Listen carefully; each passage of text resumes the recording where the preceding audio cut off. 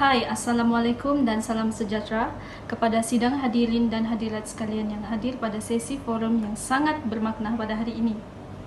Hari ini, saya menyandang jawatan sebagai moderator anda untuk hari ini. Terima kasih diucapkan kerana sudi hadir. Saya Nurul Nur Fitriana Syahira binti Abdul Husin. Kami bawakan kepada anda pada hari ini beberapa tetamu yang sangat istimewa. Kami akan membahas mengenai isu tanpa teknologi organisasi akan lumpuh, sejauh manakah? Hadirin sekalian, sebelum kita pergi melangkah jauh mengenai pembahasan isu tanpa teknologi organisasi akan lumpuh, saya akan memperkenalkan tetamu yang pertama kita, iaitu tetamu yang sangat tegas dan berkarisma, Farah Dania Eric daripada Penolong Pegawai Kanan di Suruhanjaya Komunikasi dan Multimedia Malaysia. Apa kabar? Pertama sekali, Waalaikumsalam warahmatullahi wabarakatuh. Kabar baik.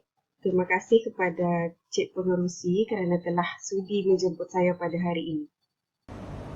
Manakala yang duduk di sebelah itu pula yang sangat kecil molek dan petah bercakap, iaitu Cik Clarice Gamin daripada Penolong Kanan dalam bidang teknologi dan maklumat di UiTM. Apa kabar Cik Clarice? Terima kasih kerana memberi peluang kepada saya untuk menyertai forum pada hari ini. Baiklah, kita teruskan sesi forum ini seeloknya dengan bertanyakan kepada panel pertama kita mengenai tanpa teknologi organisasi akan lumpuh. Di mana beliau terlihat agaknya seperti sudah bersedia dengan jawapannya. Baiklah, Cik Farah, boleh terangkan apa itu teknologi? Terima kasih sekali lagi kepada pengerusi kita. Bercakap mengenai teknologi adalah sangat penting untuk kita mengetahui terlebih dahulu apa itu sebenarnya teknologi. Menurut Reed Band 1937, teknologi pada dasarnya merangkumi semua alat, mesin, peralatan, kelengkapan senjata, perumahan, pakaian, pengangkutan dan medium komunikasi yang memungkinkan kita sebagai manusia untuk menghasilkannya. Ini merupakan definisi asas yang harus kita fahami sebelum kita menelusuri tajuk perbincangan kita pada hari ini. Baiklah, terima kasih Saudari Farah atas penerangan itu tadi. Hadirin sekalian, begitulah kupasan dan penerangan yang diberikan panel pertama kita sebentar tadi. Agak padat dan berisi pendapat beliau. Sekarang saya beralih pula kepada panel yang kedua mengenai pendapat dan pandangannya tentang apa itu teknologi. Silakan Saudari. Terima kasih kepada saudari pengerusi. Di sini saya ingin berkongsi pendapat tentang apa itu teknologi. Seperti yang kita sedia maklum, teknologi ini mempunyai lebih daripada satu maksud. Namun pada hari ini, saya akan menjelaskan maksud sebenar teknologi adalah sinonim untuk dikaitkan dengan aspek-aspek yang berkaitan pembangunan, penggunaan alatan, jentara yang berorientasikan untuk memudahkan urusan manusia dalam menjalani kehidupan seharian. Dalam konteks ini, apa-apa material yang memberi kemudahan kepada manusia ditakrifkan sebagai teknologi. Hal ini demikian kerana ianya tidak tetap dan sentiasa berkembang dan berubah seiring dengan kemajuan pemikiran manusia itu sendiri. Oleh itu, semakin bijak seseorang itu, maka semakin canggih dan maju teknologi yang dihasilkan.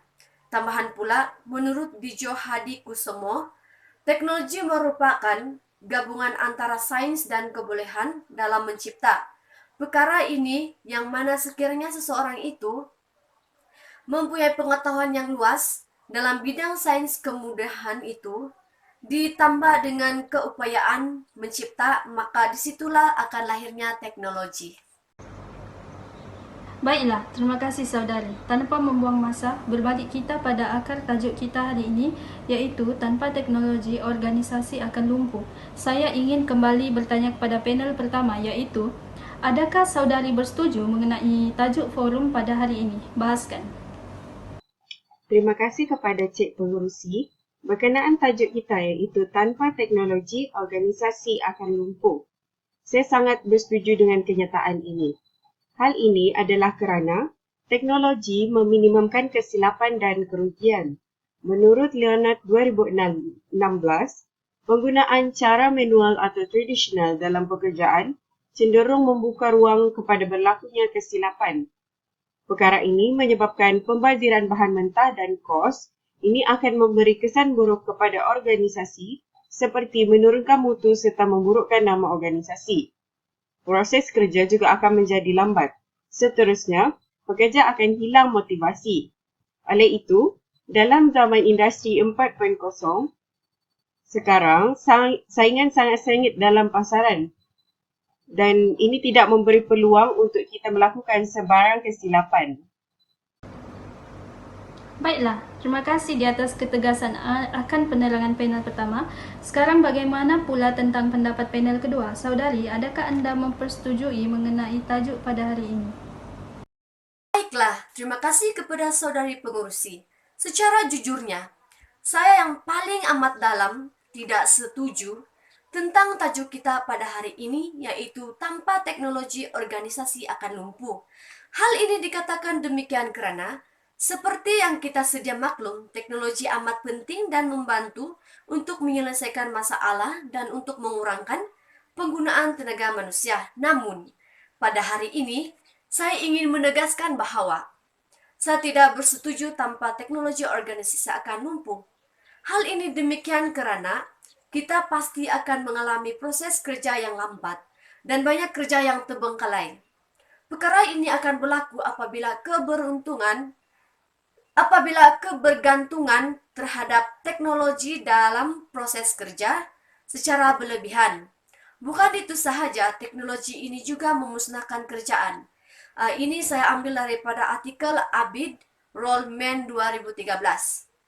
Sebagai contoh, teknologi ini sememangnya banyak mengambil pekerjaan manusia dari segi pembukuan, pengkeranian, dan pekerjaan pengeluaran. Hal ini akan memusnahkan beberapa jenis pekerjaan yang amat akan wujudnya hacker atau penggodam yang mencuri maklumat dan pengkalan data kerajaan atau sesebuah syarikat. Ianya akan menjadikan syarikat itu tergendala dan terpaksa menanggung kerugian. Justru, akibat daripada kelambatan proses kerja ini menyebabkan banyak aduan daripada pelanggan. Baiklah, terima kasih saudari atas pendapatnya. Sekarang tiba masanya untuk saya memberikan peluang kepada panel 1 untuk memberikan komen tentang pendapat akan panel 2 tadi. Terima kasih hadirin dan hadirat yang saya kasihi sekalian. Pada pendapat saya, setiap usaha dan pembaharuan seperti penggunaan teknologi adalah masih dalam fasa adaptasi, di mana setiap usaha dan pembaharuan ini masih terdapat beberapa kelemahan yang harus diperbaiki dan disesuaikan dengan keperluan semasa. Walau bagaimanapun, masih tidak dapat dinafikan fungsi teknologi dalam membantu meningkatkan produktiviti. Hal ini kerana teknologi dapat membuat kerja dengan cepat, penjimatan masa dalam aktiviti pengeluaran dapat memaksimumkan produktiviti organisasi. Perkara ini sekaligus akan meningkatkan kemampuan organisasi dalam memenuhi permintaan pasaran. Oleh itu, ia membantu memastikan kelangsungan sesebuah organisasi dan kemampuan daya saing dalam pasaran antarabangsa. Penggunaan sumber manusia tidak mampu memenuhi permintaan global. Dengan menggunakan teknologi, target lebih mudah dicapai. Oleh itu, kita haruslah belajar untuk menerima penggunaan teknologi ini supaya kita tidak terus terperangkap dalam kepompong budaya yang lama sahaja. Melalui statistik yang dikeluarkan oleh Suruhanjaya Komunikasi dan Multimedia Malaysia pada tahun 2017, dapat kita lihat bahawa sebanyak 56.3%, iaitu lebih dari separuh organisasi yang ada di Malaysia menggunakan teknologi untuk tujuan pekerjaan. Ingin menegaskan bahawa saya amat tidak bersetuju dengan pendapat panel pertama yang mana tanpa teknologi organisasi akan lumpuh. Hal ini dikatakan demikian kerana penggunaan teknologi ini hanya melumpuhkan sistem organisasi dan menyebabkan pengurangan tenaga kerja dalam sesebuah organisasi.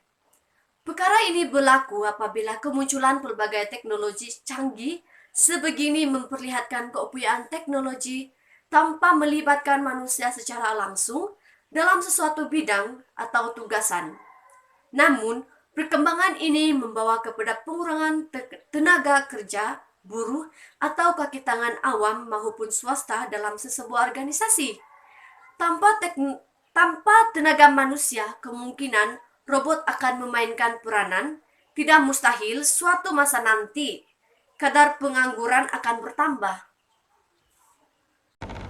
Baiklah, terima kasih panel 2. Seterusnya, Cik Farah, adakah anda ingin menyatakan komen dan pandangan terhadap panel 2 sebentar tadi? Terima kasih Cik Pengerusi dan pandangan yang telah diberikan oleh panel 2 sebentar tadi. Teknologi membuka ruang kepada pekerja untuk menjadi lebih kreatif dan inovatif, di mana ianya diwujudkan dengan tujuan untuk meminimumkan kos, meningkatkan kualiti dan produktiviti, serta kehadiran teknologi telah menjadi asas dalam menjalankan R&D, iaitu penyelidikan dan pembangunan.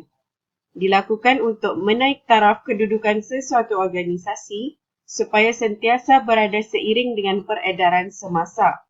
Menurut Lacika 2015, kewujudan pelbagai teknologi moden mampu merealisasikan idea-idea baru. Tanpa teknologi, organisasi akan jadi seperti katak di bawah tempurung, terikat dengan budaya kuno dan akan terus ketinggalan berbanding organisasi lain. Baiklah, terima kasih kepada saudari pengerusi. Saya ingin menegaskan bahawa saya tidak bersetuju dengan pendapat panel pertama yang mana tanpa teknologi organisasi akan lumpuh. Hal ini demikian kerana arus perkembangan semasa ternyata memberi impak yang besar dalam kehidupan masyarakat, termasuklah corak pekerjaan pada masa ini. Impak ini dapat kita semua rasakan apabila corak pekerjaan yang sudah lama dipraktikkan dalam masyarakat kini berubah sedikit demi sedikit seiring dengan perkembangan teknologi, dan kita juga terpaksa berhadapan dengan pelbagai impak negatif disebabkan fenomena ini. Menurut Jack Ma, seorang jutawan yang merupakan pemilik kepada Alibaba Trading, yaitu laman e-dagang terbesar di China, menyatakan bahawa mesin hanya perlu melakukan apa yang tidak boleh dilakukan oleh seorang manusia. Katanya, dengan ini jelaslah bahawa hanya dengan cara kita mempunyai peluang untuk menjadikan mesin sebagai rekan yang bekerja dengan manusia daripada menjadi pengganti kepada manusia. Baiklah, terima kasih. Di atas pendapat bernas yang berbeza panel 1 dan 2, seterusnya, Cik Farah, apakah komen terakhir anda terhadap panel 2 tadi? Baiklah, hadirin yang hadirat yang saya kasihi sekalian, di sini dapat kita lihat bahawa penggunaan teknologi adalah tidak asing lagi dalam organisasi pada masa sekarang. Perkara ini dapat dibuktikan dengan statistik yang dikeluarkan oleh MCMC, iaitu Suruhanjaya Komunikasi dan Multimedia Malaysia, di mana terdapat 76.9%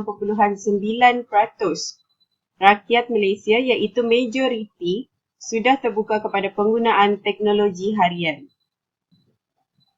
Oleh itu, keupayaan teknologi haruslah dimanfaatkan sepenuhnya. Mengikut tajuk kita pada hari ini, iaitu tanpa teknologi organisasi akan lumpuh. Kita tidak memfokuskan untuk menggantikan tenaga manusia dengan robot sepenuhnya, tetapi kita membincangkan mengenai bagaimana organisasi berfungsi di sebalik penggunaan sumber manusia, ianya juga bergantung kepada penggunaan teknologi. Namun, ianya haruslah digunakan secara bersederhana untuk memastikan penggunaan tenaga manusia dan teknologi yang seimbang dapat mewujudkan organisasi yang bertaraf antarabangsa. Oleh itu, tidak dinafikan bahawa di samping penggunaan tenaga manusia, penggunaan teknologi juga sangat penting untuk memastikan kelangsungan organisasi. Menurut saya, perkara ini dapat dibuktikan melalui kenyataan JIGMA yang telah diutarakan oleh panel 2 sebentar tadi, iaitu menjadikan teknologi sebagai rakan yang bekerja untuk manusia. Baiklah, terima kasih kepada panel-panel. Seterusnya, saya akan memberi peluang kepada audiens yang hadir pada hari ini untuk bertanyakan beberapa soalan kepada panel kita. Silakan. Saya Hazia binti Syah dari Jabatan Teknologi Maklumat dan Komunikasi Universiti Malaysia Sabah. Soalan saya, apakah peranan teknologi dalam membantu organisasi menangani fenomena COVID-19? Terima kasih atas soalan tersebut. Teknologi bukan sahaja telah membantu organisasi berlatar belakangkan kegiatan ekonomi iaitu dari segi aktiviti jual beli secara atas talian, tetapi juga membantu sektor pendidikan. Misalnya, Kementerian Pendidikan Malaysia telah menggalakkan sesi pengajaran dan pembelajaran secara maya. Dengan bantuan teknologi, pihak universiti iaitu kaki tangan, tenaga kerja dan pelajar mampu mengakses maklumat bagi menjalankan penyelidikan serta kuliah harian seperti biasa. Hal ini sekaligus membantu organisasi seperti Universiti Malaysia Sabah sendiri dalam meminimumkan impak negatif yang terpaksa ditanggung akibat fenomena ini. Prof. Clarice, boleh terangkan apakah keburukan sekiranya penggunaan teknologi ini tidak terkawal? Baiklah, terima kasih atas soalan sebentar tadi. Seperti yang kita tahu, teknologi ini sememangnya banyak memberikan maklumat yang penting dalam membantu manusia untuk menyelesaikan tugasan mereka. Namun, perubahan cara gaya hidup yang bersandarkan teknologi telah mewujudkan satu bentuk budaya baru. Hal ini menyebabkan telah wujud segelintir individu yang semakin takjub dengan penggunaan teknologi. Jadi berdasarkan statistik Majlis Teknologi Maklumat Kebangsaan NITC dalam Ismail Zain 2003, jumlah penggunaan internet di Malaysia pada tahun 2010 mencecah 16,9 juta orang. Sehubungan dengan itu, jika teknologi ini tidak terkawal atau disalahgunakan, maka ia telah memberi kesan buruk kepada masyarakat, begitu juga dalam sebuah organisasi. Akibat kelalaian individu yang terlalu obses dengan penggunaan teknologi. Tambahan pula, seperti yang kita sedia maklum, yang mana gamers merujuk kepada permainan komputer di atas talian, dan apabila disebut Dota, Counter-Strike, FIFA dan sebagainya ialah permainan komputer yang dianggap popular.